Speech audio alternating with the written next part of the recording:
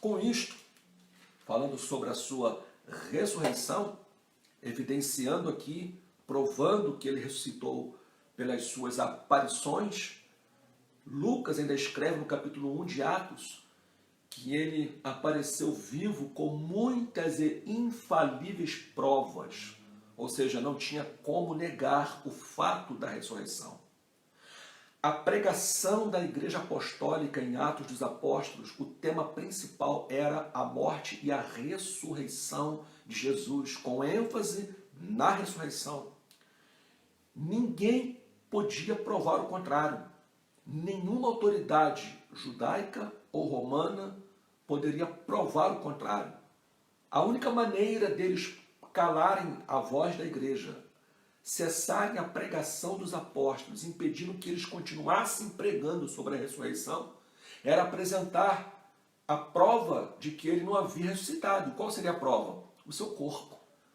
Era só pegar o seu corpo e apresentá-lo, dizendo então que a igreja estava mentindo e que Jesus ainda estava morto. Por que razão isso não foi feito? Por que razão nenhum corpo foi apresentado? Uma simples razão. Porque eles não tinham corpo nenhum para apresentar. Porque o nosso Jesus havia ressuscitado dentre os mortos. Ele estava vivo. E ele está vivo. E se ele está vivo, a ressurreição de Jesus nos dá algumas garantias. Primeiro, a ressurreição de Jesus, ela garante a nossa fé. Porque Jesus vive, eu posso crer. Porque Jesus vive, eu posso confiar. Porque Jesus vive, a minha fé, ela é inabalável. Porque Jesus está vivo, eu posso continuar crendo na palavra, eu posso continuar crendo em Deus, eu posso continuar crendo no Cristo ressurreto, porque Ele vive, porque Ele está vivo. A minha fé, então, ela tem um fundamento. A minha fé não está fundamentada num pensamento de uma denominação.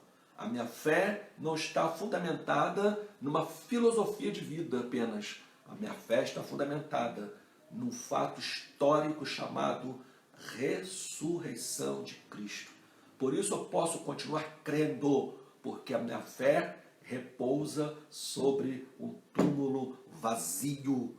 Cristo ressuscitou, Cristo está vivo, eu posso continuar crendo. É por isso que nós cantamos um louvor tão conhecido. Porque Ele vive, eu posso crer no amanhã. Porque Ele vive, eu posso continuar confiando. Uma segunda garantia é a minha pregação. Por que eu prego? Por que eu ensino? Por que nós pregamos? Porque Ele ressuscitou. Porque Ele ressuscitou, eu posso continuar pastoreando. Porque Ele ressuscitou, eu posso continuar pregando. A minha pregação não é inútil. A minha pregação não é uma fala vazia, sem sentido, não. A minha pregação tem um fundamento. Eu prego porque o Cristo que eu prego não é uma personagem que ficou no passado, histórica apenas, não. O Cristo que eu prego é o Cristo vivo. É o Cristo vivo. Enquanto muitos se detêm, com todo respeito, mas enquanto muitos se detêm com uma fé no crucifixo apenas, nós descansamos e repousamos a nossa fé não no crucifixo, mas no Cristo fixo. No Cristo fixo no nosso coração. No Cristo vivo dentro de nós. No Cristo vivo que está conosco. No Cristo vivo que em breve, diz a Bíblia, voltará para buscar a sua igreja, para que estejamos para sempre com Ele, por toda a eternidade, pelos séculos dos séculos. Essa é a nossa pregação. E nós podemos continuar pregando assim, porque Jesus está vivo. Ele vive e vive e reina para todo sempre. E se eu tenho fé, se eu posso pregar, a terceira garantia que a ressurreição de Cristo me dá é a garantia de uma viva esperança. Paulo chama em Tito capítulo 2, versículo 13, a bem-aventurada esperança. Nós temos esperança. Uma esperança que não se resume somente neste tempo presente. mas que transcende a eternidade. Nossa esperança, ela vai à eternidade. Ela não está restrita ao tempo que vivemos aqui na Terra. Nós não temos a esperança apenas para esta vida, mas a nossa esperança vai além desta vida. Paulo diz que se nós esperarmos em Cristo, somente nesta vida, somos os mais miseráveis de todos os homens. Pense nisso. Veja bem, isso quer dizer que nós podemos continuar confiando em Cristo, não somente para esta vida, mas para quando esta vida aqui cessar. A vida cessa aqui, mas a nossa esperança permanece. Porque a nossa vida com Cristo vai além da morte, vai além desta vida. Nós estaremos com Cristo para sempre. Porque a Bíblia diz que ainda que morramos, chegará o dia em que todos aqueles que morreram em Cristo ressuscitarão. E juntamente com os salvos que estiverem vivos, todos seremos arrebatados e estaremos para sempre com o Senhor. E Paulo termina, quando diz esse texto, em Tessalonicenses, na sua primeira carta, capítulo 4, versículo 16, versículo 13 em diante, e no último versículo, ele diz assim: portanto, meus amados irmãos, consolai-vos uns aos outros com esta palavra. E aqui eu quero deixar uma palavra de reflexão para você. Quando alguém morre, se tratando de uma pessoa que não tem a sua fé em Cristo, é comum um amigo, uma pessoa chegada, abraçar aquele filho, aquele pai, ou a mãe, o irmão, e dizer algumas palavras de consolo para que ele pare de chorar, para que ele entenda a realidade da vida.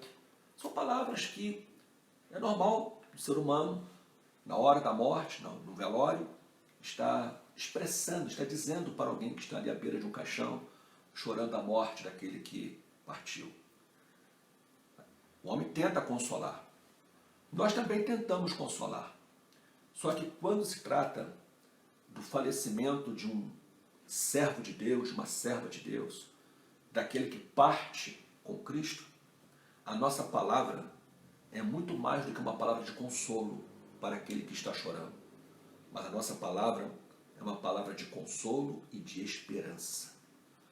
Nós não apenas dizemos para aquela pessoa que é natural que a morte aconteça, que é natural que vivamos uma realidade daquela, mas nós afirmamos que a morte para aquele que partiu não é o fim, porque chegará o dia em que aquele que partiu com Cristo ressuscitará para o gozo eterno.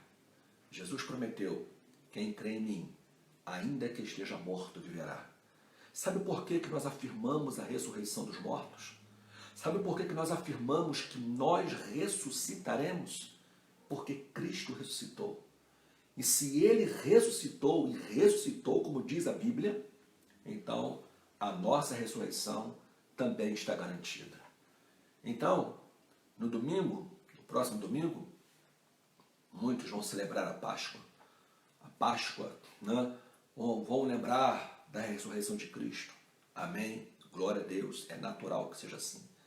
Mas vamos dar um passo além. Vamos lembrar da ressurreição de Cristo, sim. Mas vamos lembrar também de todos os benefícios que a morte de Cristo nos traz. E vamos glorificar a Deus pela esperança da vida eterna. Vamos glorificar o Senhor, dizendo: porque Cristo vive, eu vivo e viverei eternamente. Porque Ele vive, eu tenho uma esperança. Porque Ele vive, a morte para mim não será o fim. Porque Ele vive, eu posso crer, eu posso pregar. Porque Ele vive, eu não temerei a morte. Porque a morte, para mim, não é o fim. Como disse um certo pastor numa ocasião, que já dorme no Senhor. Ele disse: a morte para o cristão não é o fim, mas a morte é como um trampolim que nos lança nos braços de Deus. O apóstolo Paulo, ele afirma que estar com Cristo é muito melhor. E ele desejava deixar este corpo físico para estar com Cristo. Isso quer dizer que quando nós tombamos a sepultura, o corpo vai para a sepultura, mas nós estamos com Cristo. E um dia, o corpo que foi sepultado ressuscitará. Não com a mesma natureza, corruptível, mortal, mas Paulo diz aos Coríntios, capítulo 15, versículo 55 em diante, ressuscitará glorificado. O que era mortal se revestirá de imortalidade. O que é corruptível se revestirá de incorruptibilidade. E João escreve na sua primeira epístola, capítulo 3, versículo 2, amados, agora somos filhos de Deus, mas ainda não é manifestado o que havemos de ser. Mas sabemos que quando Ele se manifestar, nós seremos semelhantes a Ele, porque assim como Ele é, nós o veremos. Nós seremos semelhantes a Ele.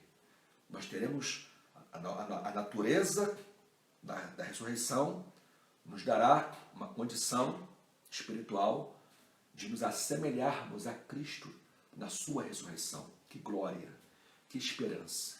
Eu deixo essa palavra para você, meu amigo, que me ouve, me assiste nesse momento. Pense nisso.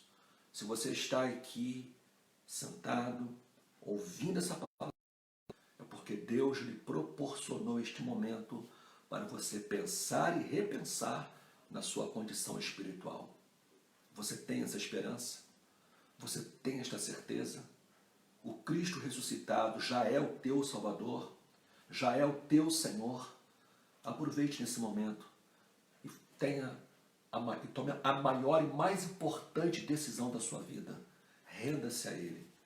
Creia em Jesus Cristo como teu único e suficiente Salvador e tenha esta esperança.